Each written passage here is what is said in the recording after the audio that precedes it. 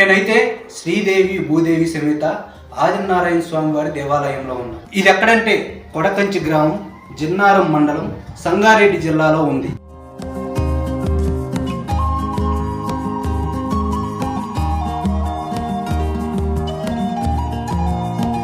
కంచి వెళ్ళలేని వారు ఈ కొడకంచి గ్రామానికి విచ్చేసి స్వయంభూగా వెలిసిన ఆదినారాయణ స్వామి వారి క్షేత్రంలో వెండి బల్లి, బంగారు బల్లిని ముట్టుకుంటే మీకున్న బల్లి దోషాలనేవి పోతాయన్నమాట.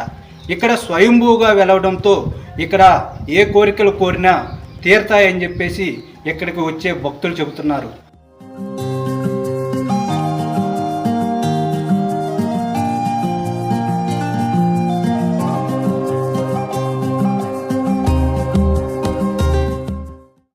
వెయ్యేళ్ల క్రితం అల్లాని వంశస్థుడైన అల్లాని రామోజీరావు గారికి స్వామివారు కలలోకొచ్చి మాంబాపూర్ అటవీ ప్రాంతంలో తన విగ్రహం ఉందని దాన్ని తీసుకువచ్చి పూజలు నిర్వహించాలని ఆదేశించారు.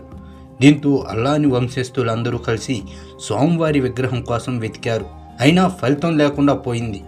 దాంతో మరోసారి అల్లాని రామోజీరావు గారు స్వామివారిని తలుచుకుని నిద్రించసాగారు. కలలోకి స్వామివారి వచ్చి తెల్లవారిలోపు మీ ఇంటి ముందల ఒక వేప చెట్టు పైన గరుడ పక్షి ఉంటుందని, ఆ గరుడ పక్షి నేనున్న స్థానానికి తీసుకువెళ్తుందని తెలిపారు. తెల్లవారుజామైంది. స్వామివారు చెప్పినట్టే గరుడ పక్షి వేప చెట్టు పైన ఉంది. ఆ గరుడ పక్షి వేప చెట్టు మీద నుంచి స్వామివారు ఉన్న ప్రదేశానికి వెళ్ళసాగింది. అల్లాని వాసులు ఆ గరుడ పక్షి వెంటనే అడవిలోకి వెళ్ళారు. అడవిలో ఒక పొట్ట దగ్గర ఆ గరుడ పక్షి ఆగింది. ఆ పొట్టలో స్వామివారి విగ్రహం అల్లాని వంశస్థులు కనిపించింది.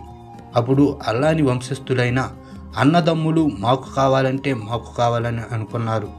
అప్పుడు అందరూ ఒక నిర్ణయానికి వచ్చి ఎద్దుల బండికి ఎద్దులను కట్టి అది ఎక్కడికైతే పోతుందో అక్కడ స్వామివారిని ప్రతిష్ఠ చేద్దామని అనుకున్నారు. అప్పటికే చీకటి పడడంతో అందరూ నిద్రించారు.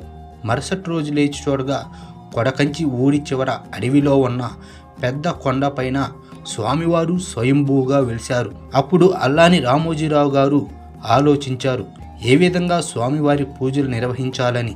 అప్పుడు కంచిలో ఏ విధంగా నిత్య పూజలు నిర్వహిస్తారో అదే విధంగా కొడకంచి గ్రామంలో జరిపించాలని అనుకున్నారు. అప్పటి నుంచి స్వామివారికి కంచిలో ఏ విధంగా పూజలు నిర్వహిస్తారో కైంకర్య